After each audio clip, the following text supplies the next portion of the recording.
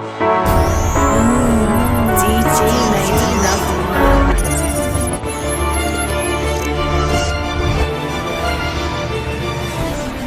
up, it's DJ EFN, one half of Drink Champs, Crazy Hook Productions. Right now, I Only Touch Greatness podcast. You checking it out. Let's go, DJ EFN. Let's go. Looking for the most beers on tap, great steaks, great staff? Head over to the John B. Pub. We got the best beers, steaks, chicken wings, nachos in town. Come see us at the John B. Pub. The John B. Pub, the best bar in town. Come sign up for our football pool. Say Haze sent you. The #1 sports podcast in Vancouver with Ryan Haze and Big Mike. This is the hottest place for big name interviews in Vancouver with Ryan Haze and Big Mike.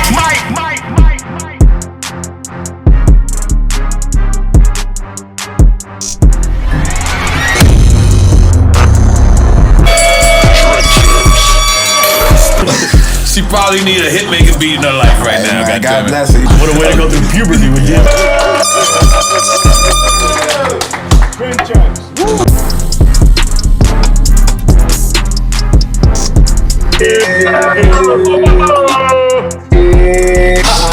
Yo, hype man, but it was a dog. Yo, listen to me. I mean, I remember seeing y'all in about 95, 96 when I was around certain people in, You know what the crazy beautiful shit women is? in Kendall's. Loved them some crazy hood back then. But to get to an EFN at the time was like getting to a flex in New York or getting to a clue. Was he so a I dick? had to earn my stripes. I had to earn my Was he respect. a I had dick to earn. like that? Was he a dick No, like that? never.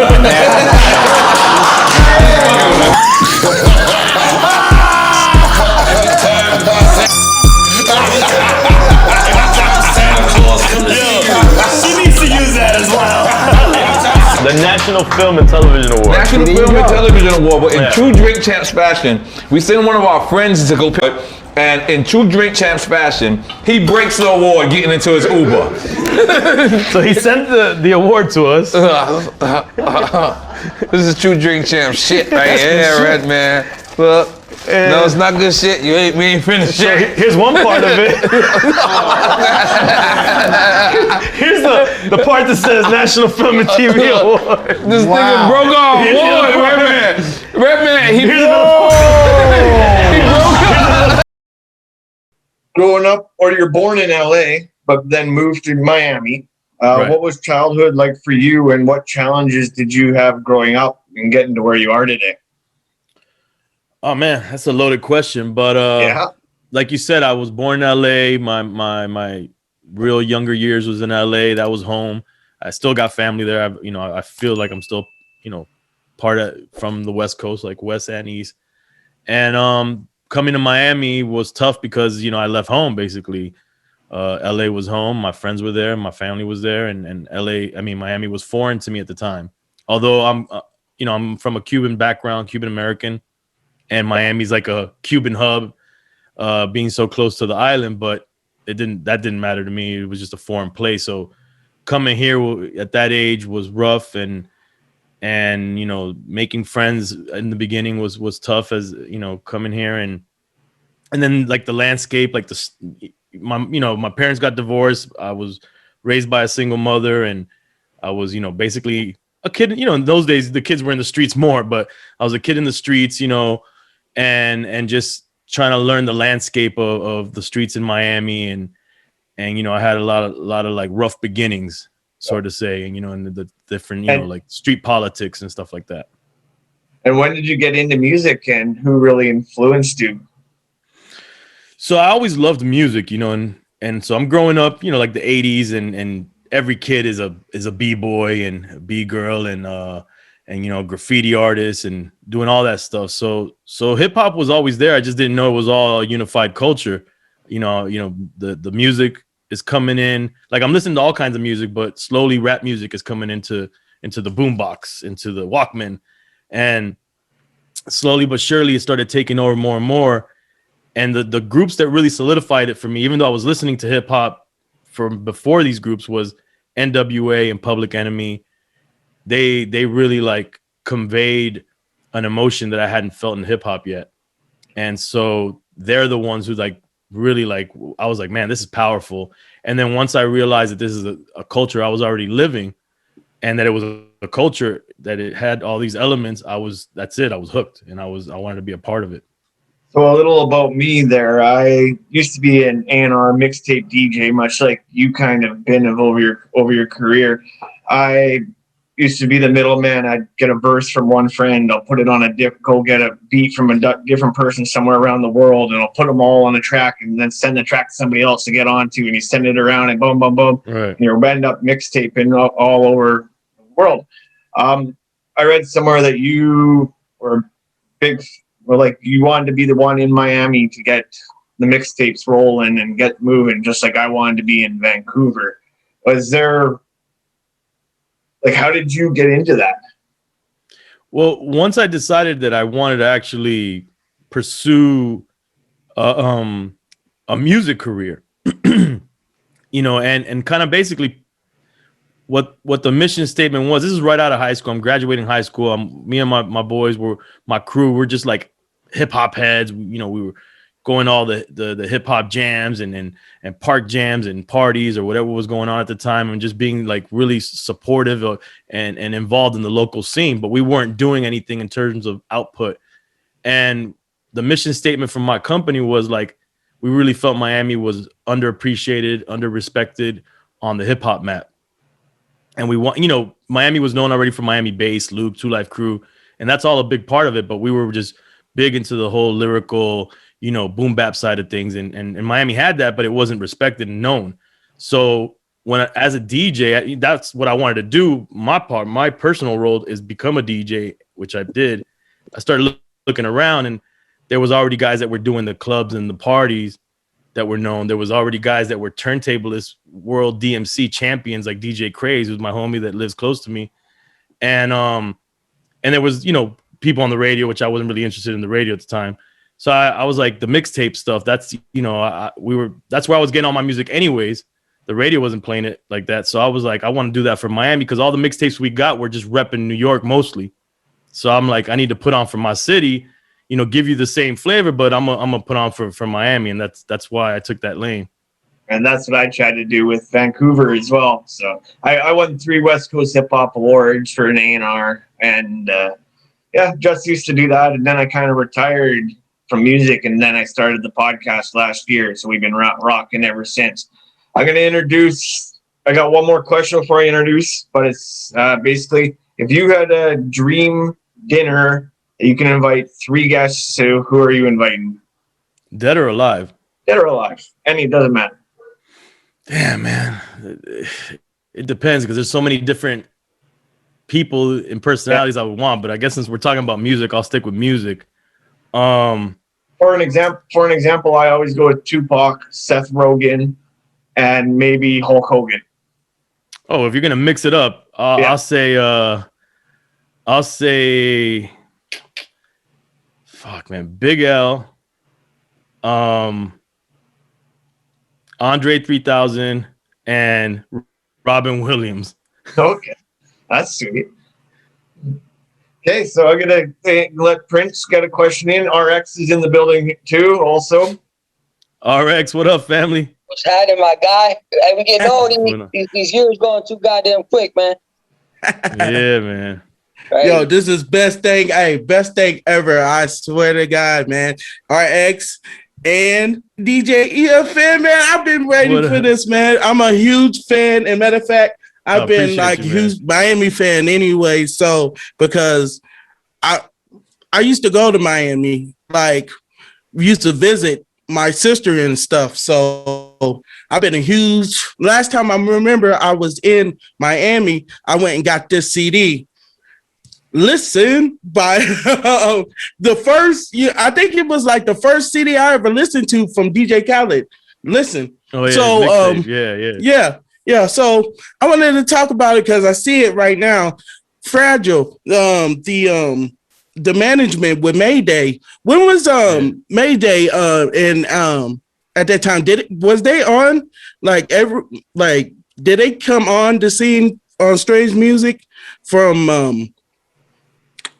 Everready or Absolute Power? And how was it like getting hot? So Mayday, just to give you a backstory of Mayday, the first thing I ever did as when I created my company in 1993, Crazy Up Productions, is we did a warehouse jam. And like I said, I wanted to put on for the local scene in any way possible. And one of the things I did is I wanted to put on local artists to perform at this event. And Mayday came to me by way of a homie that went to junior high with me. And they were they weren't Mayday. So they were a group called All the King's Men. Right. But it was Plex and it was Burns. And I didn't know them at the time. And then fast forward later on, they become Mayday. And then, you know, I'm heavy in the mixtape scene and I start putting them on my mixtapes because, again, it's all about, you know, putting on for the local cats and getting them on these joints. And then Recognize separately I'm working with. And then fast forward, I start managing them and Recognize joins them. And there's a long history with Mayday, but they were really putting in work way before Strange. Right. Strange was something with me and the Trifecta management put together. You know, my homie, he got to Dave, who was the vice president of Strange Music, got the demo to Tech, and we performed for Tech in Orlando when he came on tour, and then in Fort Lauderdale, and the deal was sealed after that, man. Then they got signed to them. Do you have a favorite? Do you have a favorite award or piece of memorabilia that you've ever collected? Man, I got so much shit, bro. It's I couldn't break them all down here. Yeah, man. It's like when people ask me what's my favorite record or what, like as a DJ, I'm like, I got so many records in my head, I couldn't pinpoint one. Same thing with memorabilia, man. I've been collecting a piece of history ever since I started. Like, you know, people would be like, yo, why you like, I'll save one of everything because I had a marketing company. So whenever we would get all this stuff to market these artists, we had millions of them, but I would always put one to the stash. And people were like, why are you keeping it? I was like, you never know, man. Like, this might mean something later on. And you know, like, it's funny because then fast forward, I do drink champs, and every so often I might bring a piece of this memorabilia to the guest that's there that has something to do with them. And they're like, oh shit, you know, you got that. So you know, it all means something, man. And you're also got the big project going with RX and 80 Empire and Chino XL. So shout out to Chino XL, shout out to the whole Crazy team, Boris Garcia, you know what I'm saying? Jay Havana, especially the man who needs no introduction. Big ups, you know what I'm saying? The 80 Empire, yes, sir. Yeah. Okay. And then Prince, shoot one. And you got a new video out too, don't you? With another artist. Is it from Crazy Productions too? Yeah, no, I linked up. You know, every so often I'll put together tracks and just to have that old vibe like I did with my mixtapes or my album that came out in 2015. And there's this artist out of LA, Reverie, that you know, I'm feeling her vibe and I like what she's doing. And you know, again, it goes back to my West Coast roots. And I just wanted to do something. And so I paired it up with my production crew, Beats in the Hood, SP Killer. And we just did a track together, did a video, knocked it out, and just, released a joint. Right. Oh, how did? Okay. Because I was thinking about it too, because I wanted to ask this because I'm a huge fan of y'all. And thank you. I've been a huge fan of the whole. So ever since the one I watched was the LL Cool J one with y'all with the interview. That was one like brought me into like loving it as watching y'all. And I had one question though.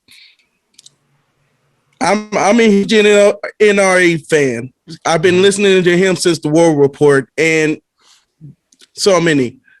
So what do you think about the verses? They've been talking about him and Beanie Siegel with the verses. What do you think about that? I mean, look, it hasn't been confirmed yet. Swiss and Tim haven't locked in to do the verses. It's something that Nori, for fun, you know, started taking jabs at Beanie Siegel. Right. And but we're gonna have Beans on Drink Champ soon, and it's something that we're the ones that are trying to like push to happen one way or the other. And I think this is a pretty idea. I think it happened. A good pairing. I think it's a really good pairing. That's a good pair. Beans and the man Noriega. Yeah, I would love it. I would love it. As a hip hop head, we would love that. No, that's a good one. I think it'll be dope. It'll be fun, and it'll be fun for everybody involved. Right. Okay, and then I got a question here. It's how do you take care of yourself and balance how much time or how much fan access people have to you? That's an interesting question. I mean, I try to communicate with people that hit me up respectfully, of course. If it's not respectfully, you getting blocked. Which I learned that from Ice-T. He's the one that put me on to blocking motherfuckers. But right. But yeah, I mean, the fans have, for the most part, are pretty respectful. And if people hit me up and I got and it's something pretty, they're just showing love or they're asking me a basic question that I could respond to, I'll do it. But sometimes you get people that they'll write you a Bible fucking verse and it's like, yo, my man, like I really can't get to that. You know what I'm saying? Right. You ain't got the time for that. Right. But I mean, I don't think nobody would have a time for a page, like 2 pages. That's too much. I appreciate every single fan, listener, viewer. You got to appreciate it, man. Cause at the end of the day, it's a give and take and we wouldn't be here without them. So let's talk drink champs then. First of all, do you have a go-to drink? How drunk do you get on the show? And who's the drunkest guest?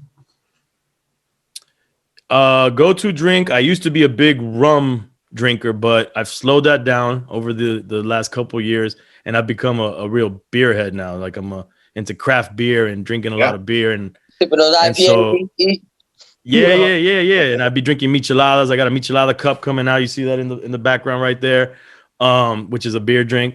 So I've been drinking beer and I've been drinking for shots this Dominican liquor called Mama Juana, which is a Dominican concoction. Yeah.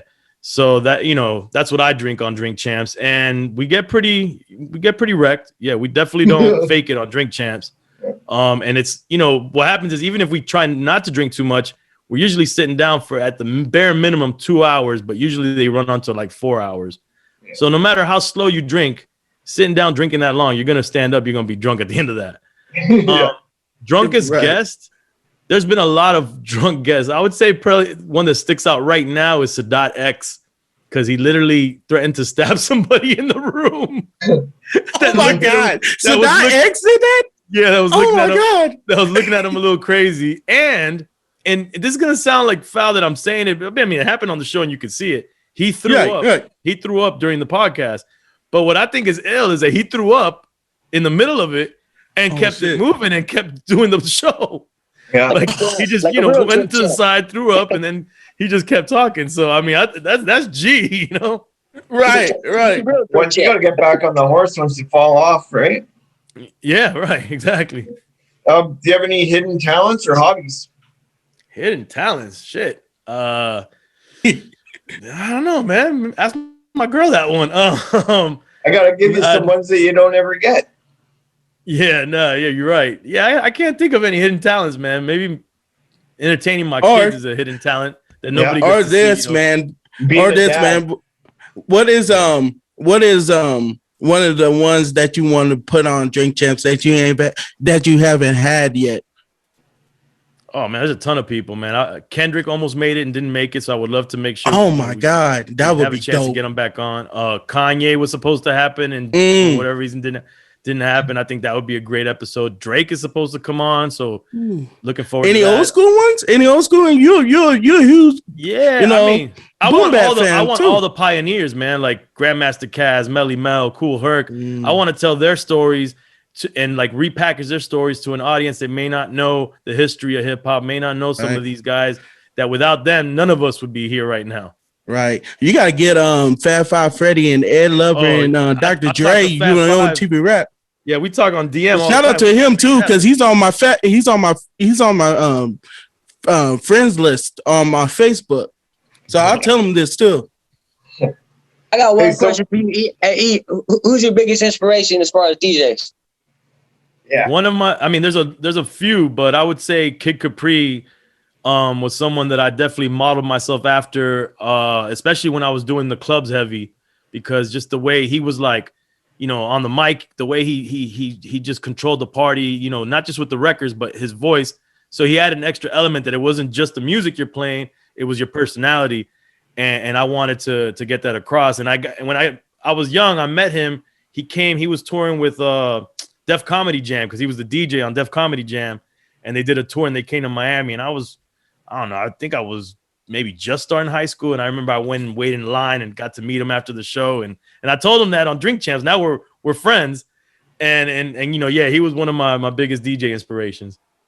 Well, that makes sense. It's funny because it's a small world. This just came up today, but he's actually going to play our record on a show next week on his station. So dope. Nah, Kid is a super legend, man. Yeah, man. And we appreciate you blessing that record, man. 80 definitely too. I know I speak for them when I say that. We humble, man. All right, shout out to them. You already know, man. From back in the days, I told you, man. I got you. And how did you guys meet? RX, tell that story. Right. Yeah. A gentleman at Hey, your mic's off there, RX. Keith, EFN?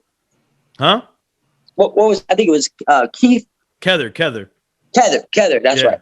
Yeah, so we had linked up and I was real green then. And, you know what I'm saying? I thought I had it figured out and I realized I ain't not a goddamn thing figured out. So it's humbling to be right here just on this seat next to a legend like E. You know what I mean? Yeah. Nah, but what was cool about RX, and I told him this from back in the days, is like, you got to keep a good attitude because this industry will tear you apart and make you bitter and make you want to move in certain sideways because it's a lot of sharks out there and it's street shit happening. But if you can keep yourself, you know, mentally strong and can be as good of a person as you can be, and you know, just be straightforward with people, that'll take you a long way. And I told him, you know, I got you. We worked on some stuff, you know, like it was business, but I told him beyond this, you know, I appreciate that we doing business. You know, if I could look out for you, you know, it's nothing. I'm gonna keep trying to look out for you. And you stayed true to that, and I still quote you to this day. I know I was a knucklehead, but you know, I did listen, and it's one thing that E has said to me is, look, don't make no enemies in this business. Always keep friends. Even if you don't fuck with somebody or you don't like them, keep it cordial and keep it solid and just have good rapport and be a solid dude. And you're going to do well. And I'm going to give E his flowers right now because we smell the roses where we at. Right. It was a vital instrumental part of me kind of revamping myself with him shouting me out on the Drink Champs with Rick. And, you know, he ain't had to do that. So, E, I've definitely thanked you before, but I can't thank you enough, bro. No, absolutely. I mean, because you linked me with him and that's what it is. You know what I'm saying? Like, no one can rewrite history, you know, and if I have opportunity, I don't remember everything because I'm a drink champ and we forget a lot of shit. You know, we drunk facts. But whenever I remember, you know, something that's vital to a story, I'm gonna make sure I shout it out, you know? And that was one thing I had too. A lot of the same guests, like we had Freeway Rick on also right after you guys did, like 2 weeks after you, and then J.O. Felony was on like 2 weeks after you guys too. We've been running like Jay Prince, you know. Jay Prince we've had on, Busy Bone. Jay Prince. The crazy thing is, like, right after y'all's interview, like a month later, he gets on the interview with us too, and I was just like, "Yo, he was just on Drink Champs," like, watching it. You know what I'm saying? Yeah, Prince is a legend. And plus, we did interviews with people that's been on your been on the CD too. The last CD that I remember right now is like John Connor and Razkaz. You know, shout out to Razkaz. Yeah, Razkaz, that's family right there. Man, oh yeah. True, real persons. We love real niggas. That's one thing I like. You know what I'm saying? We love real people. You know what I'm saying? Real, true hip hop people. I make this 10 seconds because I want to interject on y'all interview. I know I'm a guest, but shit, you love me, bro. When I first met EFN, he put me to the test. I was 19 years old, and I came out there. I think we was close to Kendall or somewhere over there. And I'm outside the club, and he wants to see if I can mingle and wiggle in. And luckily, Razkaz let me in, but I couldn't have got in without Razkaz. So shout out to Razkaz for making me look good in front of EFN. You know what I'm talking about? Hey, what's the best? Man. Do you guys edit yours? And I mean, if so, what's the best story edited out of Drink Champs? We try not to edit anything, but over the, you know, in the beginning, we really didn't edit anything and we would fight to not edit. But over the years, we realized there's some things that should be edited out. And what we try to do is have, you know, just have the interview, and then we tell the guests if right after the episode, if there's something very specific that you feel that you don't want out, just tell us right then and there. And we'll if it makes sense to us, which if it's important to them, it should make sense. Then we'll edit it out. Also, we try to make sure that we don't talk about people's families, and that we don't get anybody in trouble with the law. Yeah. So we'll not Vlad. Out. Other than that, stories. No Vlad stuff. Yeah. So yeah, man. I mean, there's really no story that I could think of that we edit out because we just don't edit that much out. Yeah, that's how we do it too. I don't do it live, but once it stops recording, if you tell me what you want out, I'll take it out, no problem. And before I put it out, like that. Being that we are a sports podcast, do you have a favorite sports franchise? Man, that's where you got me wrong because I don't fuck with no sport. Nope. Okay. I feel you on that. Hey, I know is music, brother. That's all I know. When I was younger, like I played football in high school, and I was into sports, but there was a point in my life where I was like, man, this is a distraction because when I get into something, I get into it for real. And then all my friends that are into sports, man, they would just like turn off when there was games and I was like, nah, man, that's counterproductive for me. So I'm not the sports at all right these days. I heard that. I quit TV in 2021. Shit. Yeah. Right. Right. Well, last time I ever think about playing football, every time I thought about playing football, I was always trying to get in a fight. So I'd be like, nah, fuck this shit. I'll go back to music. I was like, man, fuck that. Release all that out. Okay. If you had to sing one karaoke song for $100,000 prize, what song are you singing? Fuck. That's like asking me what's my favorite song. I'll just go with Straight Outta Compton, NWA. Okay. Oh yeah, that's a classic one. I mean, that's an easy one for me to go to. I would like to think harder on that and think of something better, but I'll go to that one right now. Yeah, the easiest one is Tequila. Oh shit. You only have to say one word, but. Right. Hey, I got one though.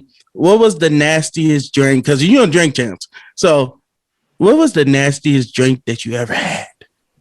So when we had Puff on the first time, he poured every single bottle into a chalice. I've seen that.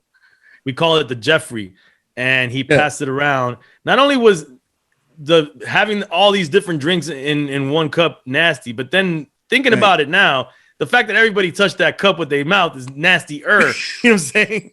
Yeah, coronavirus stuff. Yeah. Exactly. But also, Tiger Bone is disgusting, and I'm glad that right now we don't have Tiger Bone on the table. I feel you. Okay. So, go ahead. No, you go ahead. Mine was going to be a sports-related thing. Just saying it. If you did play sports, what would it be? I was about to say, like, if you had to pick the best interview that you did, Ice Cube or 50 Cent? It would be 50, even though Ice Cube's my favorite artist of all time. Right. But that was one of the shortest drink champs, and on top of that, that's the only time I ever been nervous with a guest because he was one of my favorite artists of all time. Oh yeah. I mean, Ice Cube, man, this is Doughboy. You know what I'm saying? This is no Vaseline. You know what I'm saying? This is everything's corrupt. We need a part 2 Ice Cube. Oh yeah, you gotta have that. But 50 was one of my favorite all time episodes. He looked like he was hella cool. Like you could just tell he's just so. Real, like he don't care how much money he has. He just like fuck this, you know what I'm saying? Keep that hunger. And what do you think about like the whole pandemic? Because also I think like because I seen you was talking to Swiss and Timberland and how the verses was so impactful on all of us at the pandemic. And to me, y'all that and Drink Champs was because just watching those interviews, like I didn't even care if how long the interviews was. Like I'd be like, okay, I'll cut it off and then I'll come back to it. You know what I'm saying? Like how was that, feeling? Because at the end of the day, like it was so much that people needed, and especially with depression, just like you said, and all this other stuff. And how did that feel like being like one of the top priorities of hip hop? I mean, look, man, I'm just a kid in Miami that just wanted to put on from Miami. So to do something that affects the entire culture and is world renowned in the culture, that's huge. And as far as the pandemic goes, there's two things that to us, it's, you know, it makes me happy to hear that a lot of people that helped them through quarantine and it helped them through the pandemic, you know, our content. And also for us, it was a blessing because we didn't skip a beat. I had a check coming in because the type of content we created, we could create, you know, digitally through Zoom and continue to do it. It might not have been the same because Drink Champs, you need to be in person, but we could continue to deliver to our partners and collect that check, which was, you know, huge for us and our families.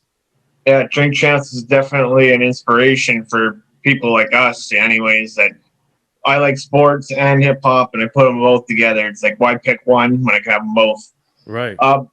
And we're running out of time with you here. So I want to just thank you for giving us the time. I want to thank RX for stopping by and Prince Allen also. Thank you. And then before we cut this off, but you should give your shout outs or do whatever you need to plug right now would be the time. No, just check out drinkchamps.com and crazyhood.com for everything that I'm dealing with. Okay. Then hey, thank you.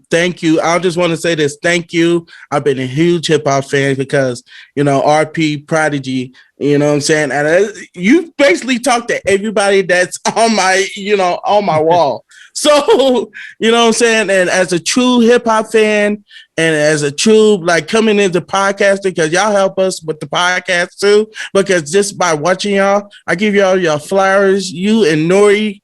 Tell Nori I love him because I love Nori as a motherfucker, like real nigga shit. So I just want to say thank you and blessings to you and keep doing it because people like us, this was so inspiring. So thank you. No, I appreciate the love, man. Thank you as well. Always a pleasure. Come on, RX. It is what it is, man. Come on, you fam.